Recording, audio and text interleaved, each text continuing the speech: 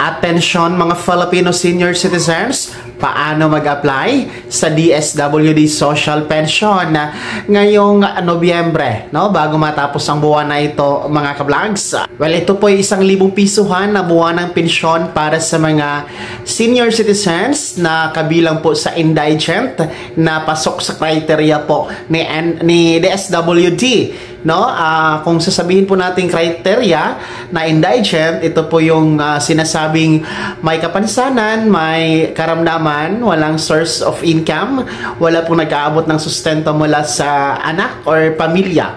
So, alinman dyan mga ka-vlogs, kayo ay pasok dito sa criteria, no, na sinasabi po ni DSWD para maging beneficiaryo sa social pension program nito. So sa ngayon po ay nasa mahigit 4 na milyon ang beneficiaryo dito, and ang payout nito mga ka-vlogs ay every 3 months, 3,000 piso po yan, no? And ngayon nga po ay nasa huling quarter na tayo, no? Fourth quarter na ng 2025 ay puspusan na po ang payout schedule para maibigay po ang last quarter na 3,000 piso, dahil dapat po itong magkaroon ng cash distribution o magkaroon po ng payout ang lahat ng beneficiaryo bago po matapos ang 2025, no?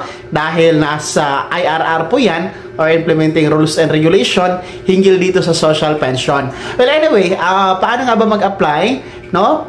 Kahit pa paano, kung mag-apply kayo ngayong buwan ng Nobyembre at ma-evaluate kayo by December or January, no? Kahit pa paano ay pagpasok ng 2026 ay makasama na kayo dito, no? Para sa taon 2026, isa na din po kayo sa makikinabang dito sa social pension. Sa mga interesado po at pasok sa criteria, maaari po kayong tumungo sa Office of the Senior Citizen Affairs or OSCA office na nasa LGU ninyo. Pwede nyo pong i-approach din po ang inyong barangay Senior Citizen Association officials, no?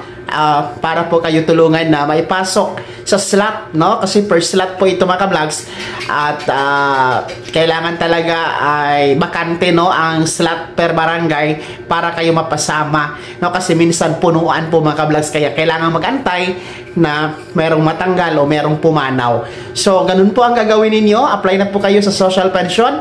Bigay po ng gobyerno 1,000 piso na buwan ng pensyon para sa mga indigent senior citizens sa ilalim ng DSWD.